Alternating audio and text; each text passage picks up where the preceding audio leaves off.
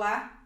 Por que a adolescência é uma fase tão bela e ao mesmo tempo tão difícil da vida? É mais complicado ser adolescente hoje do que era antigamente? Quem nos ajuda com essas questões no programa de hoje é a psicóloga Daniela Pupo Carneiro Melges. Bem-vinda, Daniela! Obrigada pela oportunidade também, né, de vir aqui falar sobre esse assunto. Daniela, por que adolescer é tão complicado? É complicado porque é aquela coisa, você não é nem criança e nem adulto, né? E então é uma confusão. Quando a gente fica naquele meio termo, gera uma confusão, né? Então aquela fase que a criança sai, ela começa a perceber uma identidade, que ela pode ter suas opiniões próprias, né? De não tem que seguir mais aquilo que o pai ou a mãe fala, ou o professor, aqueles exemplos que ela tem, né? Quando criança. E assim começa a descobrir uma liberdade, né? Começa a descobrir outras influências. E assim, fala, não, peraí, aquilo que meu pai acha que... Eu acho que eu não concordo muito, né? Começa a vir várias informações. Chega um momento que ele vai lá e até contraria uma coisa ou outra, né? Pra poder mostrar que ele tem aquela... É uma busca da sua identidade mesmo, né? Que ela ainda não tá bem formada ainda. A gente precisa dessa fase, né? Pra poder se tornar um adulto, se encontrar. Quando a gente tiver adulto, com uma maturidade, com uma maturidade mesmo para poder tomar decisões mais importantes, né? Ser independente, né? Sem contar a explosão hormonal e com certeza. Crescimento físico que é exuberante nessa fase, né? Que daí vem a diferença, né? Que é aquela coisa que eu acho que é importante dizer da puberdade e da adolescência. São duas fases. Explica um pouquinho qual a diferença aí para É assim, as duas acontecem mais ou menos na mesma fase, né? Mas a puberdade, ela diz respeito um pouco mais à parte física, né? Biológica mesmo, dos hormônios, né? É aquela diferença, a menina a primeira menstruação, né?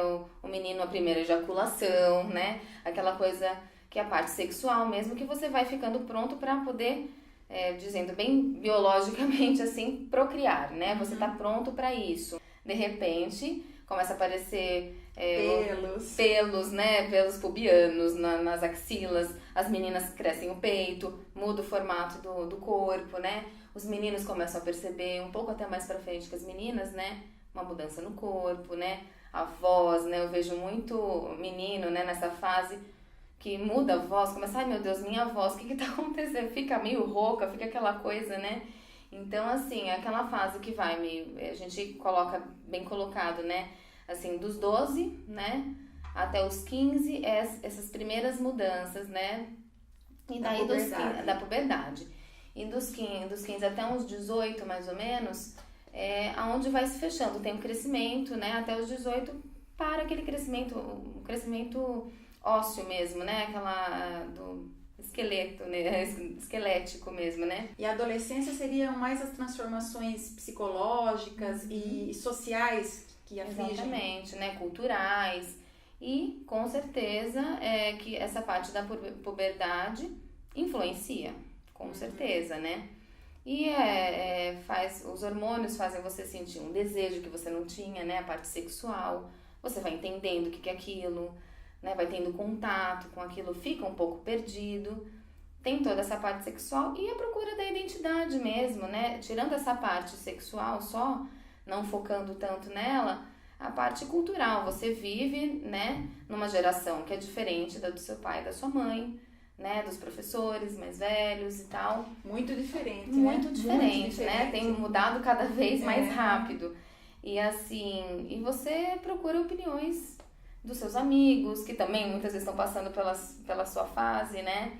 E muitas influências, sejam só assim, não só de pessoas que a gente convive, mas influências, né, que você vê na televisão, internet, né? E fica uma confusão, né? Existe muito aquela coisa, um dia eu gosto de uma banda de rock, outro dia eu já tô pro sertanejo, outro dia, né? Funk. É uma coisa assim, você vai muitas vezes também pelo que os seus colegas, aquele grupo, né? Daí vem aquela procura do grupo, né? É uma procura de identidade no geral, por isso que é confuso, é difícil, né? Daniela, e o termo aborrecente, que tem sido muito usado com muita frequência hoje em dia, o que você acha do uso desse termo? Eu não gosto, particularmente, e assim, a maioria dos psicólogos que eu conheço também não, assim, gostam muito desse E termo. por quê? Porque é aborrecente. O que é aborrecente? Aquela pessoa chata, né? E assim, é complicado porque os adolescentes têm noção desse nome que dão pra eles, né? Desse rótulo, né? E por quê? Daí fica complicado porque todo mundo é chato de vez em quando, né? Você não precisa ser adolescente pra ser Pra chato. ser chato. Quanta criança que a gente fala, tem aquela criança que é chata, adulto, né? Se é chato, não precisa estar nessa fase pra ser. E assim, ele se Acaba sente... rotulando de uma forma que aprisiona Aprisiona. E muitos vestem isso, né? Esse título, né? Aborrecentes. Então, você é aborrecente mesmo. Se eu já sou tão chato assim, né? E então, eles estão numa fase, se sentem incompreendidos, né? De uma maneira, né? Que meu pai não me entende, eu sou um aborrecente pra ele, pra alguns colegas e pra adultos em geral, né? A gente fala muito dos pais, né? Mas assim, amigos dos pais, pais de outros colegas, né? Então, aquelas pessoas estão sempre, meu Deus, tudo bem, é adolescente, né? É um ser humano como qualquer outro, né? Uma fase que todo mundo já passou. E muita turbulência, né? Muita turbulência, né? E daí aquela sensação de incompreensão, né? Hoje é mais difícil ser adolescente do que era antigamente? Alguns pontos. É mais difícil em alguns pontos e talvez menos em outros. É uma questão de saber utilizar, né? O que tem de bom aí a parte da tecnologia, né? Que é muito falado, a internet, são muitas informações, ao mesmo tempo que isso pode ser bom, né? Isso pode confundir muito mais a cabeça, né? Você tem muita opção, você não consegue parar para pensar no que você realmente gosta, sentir aquilo, né? Começa a conseguir perceber qual que é o seu gosto. É difícil até para nós adultos, né? Então, assim, fica complicado mesmo. Porque antigamente, até as pessoas contam, os mais velhos contam, que tinham poucas opções. Então, profissão, por exemplo, ou você era professor, ou você era médico, engenheiro ou advogado. Sim. Hoje em dia, já o número de profissões que existem aí é uma loucura. Exatamente. Não é? Então, talvez hoje seja até um pouquinho mais difícil mesmo, porque as opções são tantas, não é? Por um lado isso é ótimo, as informações são maiores e a gente precisa de pessoas que passem isso pra gente, né? Eu como psicóloga falo também que a psicologia nessa época, um tempo atrás, não era muito bem, né? Você não via muito psicólogo, hoje em dia você vê muito mais. Isso, de um lado, é bom porque você tem esse acesso, né? Mas é aquilo que a gente falou, fica mais complicado, porque além de tudo, existe uma pressão cada vez maior, né, hoje em dia, para aquele adolescente que está começando naquela vida, né, com um pouco mais de liberdade, com um pouco mais de independência, está conhecendo aquilo tudo, tenho que decidir o que eu quero. Uma pressão dos pais, da escola, da mídia, de tudo, né? Porque realmente não é fácil, né, Daniela? Não. A pessoa tem 17 anos, ela tem que estudar para Enem, para o terceiro colegial que ela está cursando, para o Enem, escolher uma profissão. Uma pressão muito grande, né? As pessoas não estão focando no que seria bom para aquele adolescente, né? De uma maneira geral, né? E tem a questão também dos rituais, não é, Daniela? Antigamente haviam mais rituais que marcavam a passagem para a maturidade, ou a passagem, deixei de ser adolescente, sou adulto agora, eu sou... por exemplo, tínhamos os bailes de debutantes, né, que eram mais em moda naquele tempo. Nas igrejas tinham mais rituais do tipo a crisma, né, que depois tem crisma ainda, mas marcava mais o final ali de um período e o início de outro, né, porque a pessoa, depois que fazia a crisma, podia participar de um grupo de jovens. Então, hoje em dia, as famílias, as pessoas, parece que dão menos valor para esses rituais. Não sei se você tem a mesma opinião. Eu acho que de um certo ponto, esses rituais são importantes para poder posicionar até, principalmente o adolescente, né, que tem essa dificuldade, ele poder se localizar um pouquinho, né?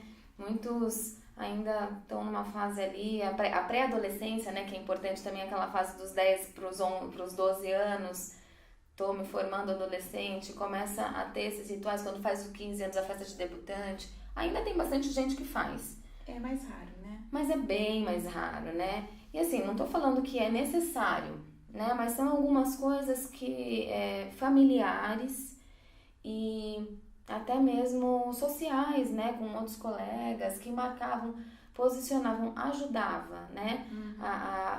O adolescente a conseguir se localizar ali, se colocar, né?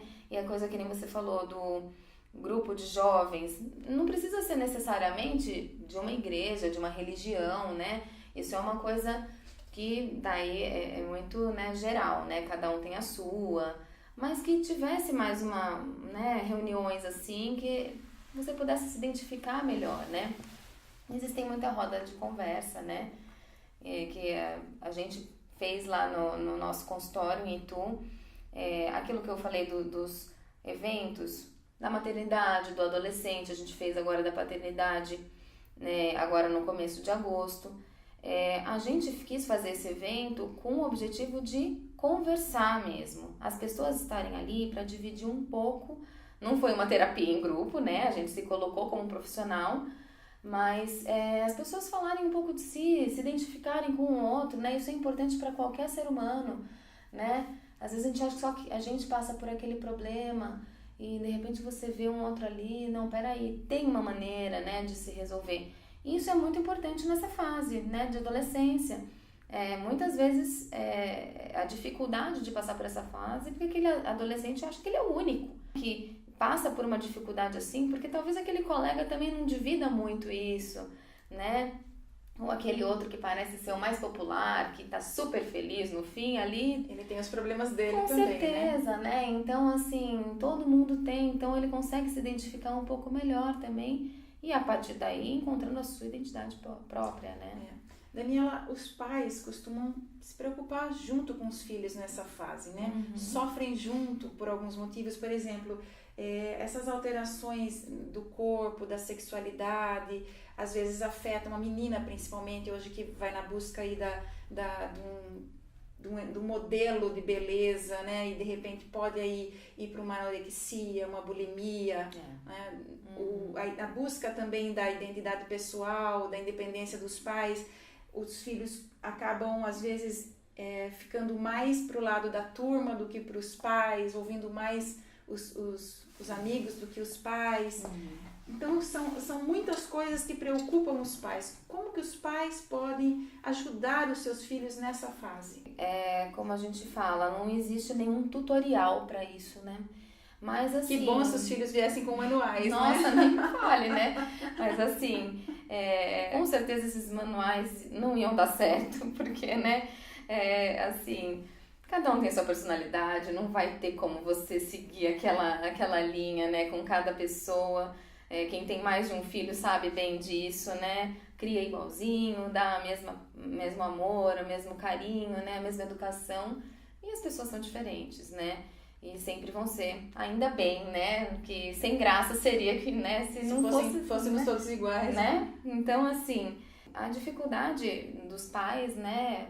É totalmente compreensível, porque é realmente uma fase difícil de lidar com o filho mesmo. Muitos pais passam daquela fase assim, tinha o filho criança, tava tudo ali nas mãos dele. Então, a segurança para a criança era para a criança, mas era para os pais também. Tá aqui, ele só vai fazer quando eu quiser, quando eu puder. Os pais estavam no controle, né? Estavam no controle, né? Não, eu tô dando uma segurança, uma proteção pro meu filho, mas você também tá seguro, né? Se sente mais seguro porque você tá no controle. Então, assim, depois que começa essa fase da descoberta da identidade, né? Que, né, o começo da adolescência, o pai e a mãe ficam um pouco perdidos. Meu Deus, eu tô perdendo meu filho, né? Não tá. Ele tá se tornando, né? Tá ali na fase pra ser um adulto, como você, né? Eu acho, assim, o que eu acho muito legal para um pai e para uma mãe é poder parar e pensar o seu filho, criança ou adolescente, mas, né, no caso o adolescente, ele é um ser humano como você, ele não é um outro ser. As pessoas têm aquela coisa que fica estigmatizada, né? meu Deus, adolescente, né? É um outro ser. Não, é um ser humano, é gente, como adulto, né? Então, assim, você já foi adolescente também. Tenta buscar ali atrás. Como é que foi a sua adolescência? Com certeza foi diferente da dele, sim. Né? E a gente entra na diferença de gerações, de épocas, de cultura, né? Sim, mas tenta lembrar, buscar ali o que você sentia nessa época, as confusões que também ficaram na sua cabeça, porque isso vai ter sempre, independente da geração, né? Tenta compreender ele também, né? Então, assim, é uma coisa que você tentando voltar nessa sua fase ajuda você conseguir, né?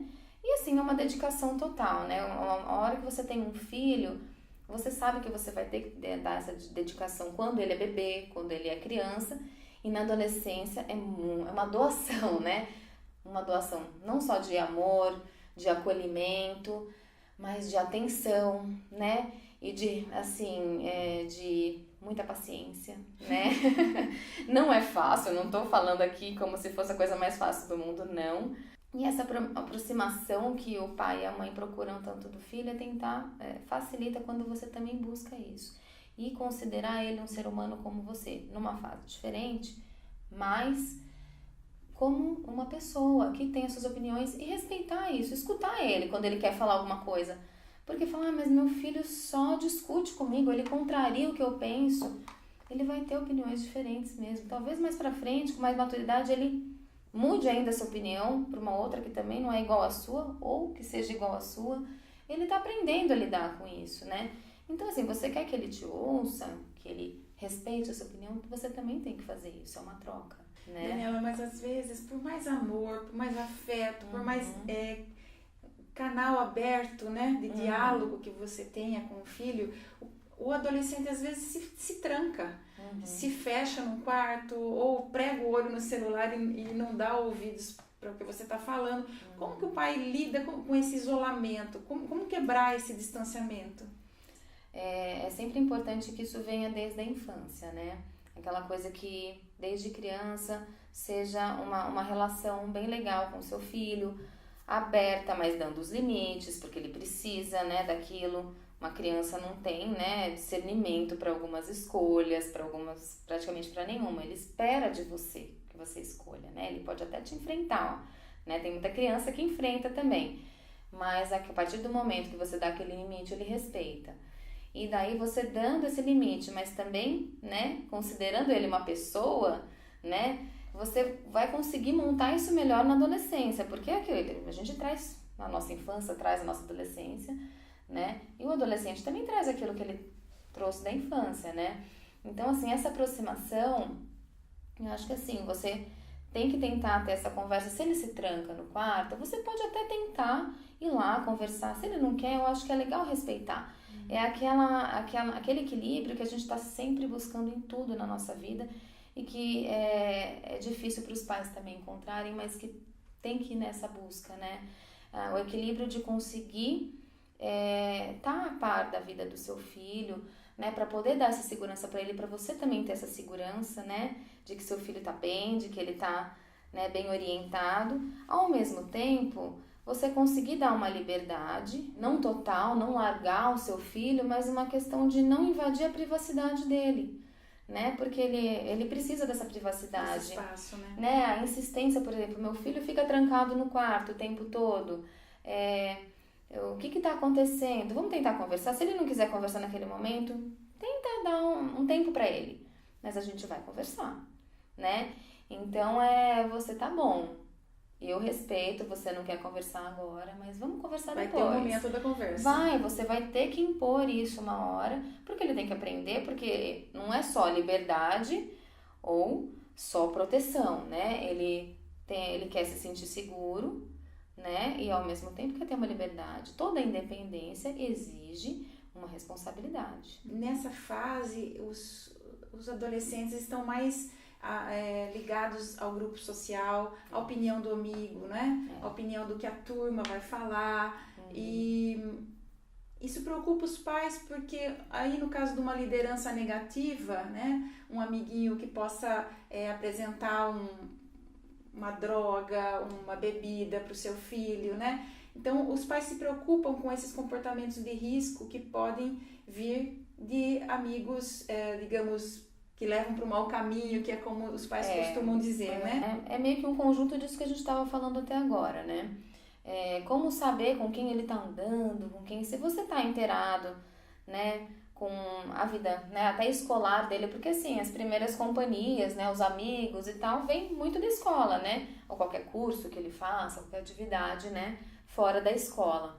Mas assim, se você tá, né, acompanhando o seu filho, vai em reuniões, você vai ter informações, inclusive vindas da escola, né, em assim, procurar conhecer também os pais desses colegas, mas sempre tomando aquele cuidado para ele não se sentir invadido, porque senão ele vai se recolher, aí que você não vai ter acesso mesmo, né? Então aquele cuidado de mostrar que você está tendo só uma preocupação com ele, só tentando ajudar ele, né?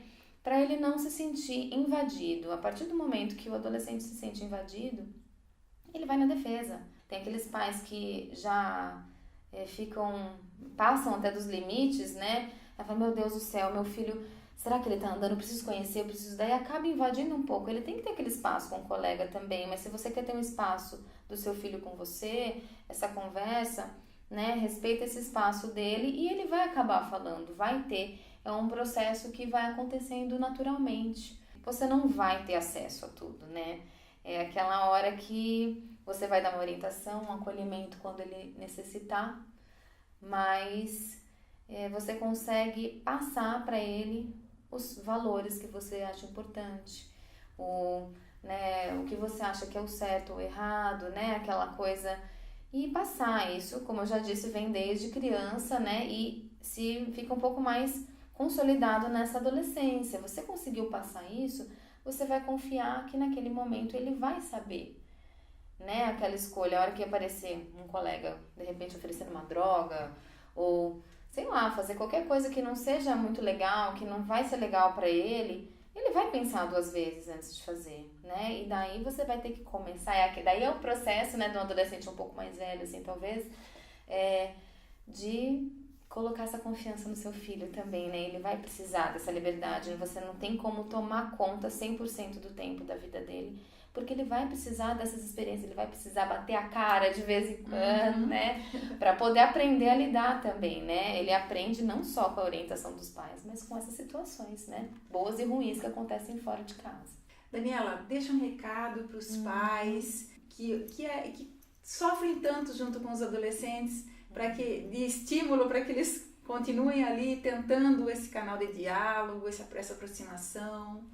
Eu acho que assim, o recado é uma coisa bem básica, né? Meio que compactando tudo que a gente falou aqui. Essa aproximação é importante. Se você quer realmente ter essa aproximação, conseguir tá envolvido com seu filho, tem que estar preparado para algumas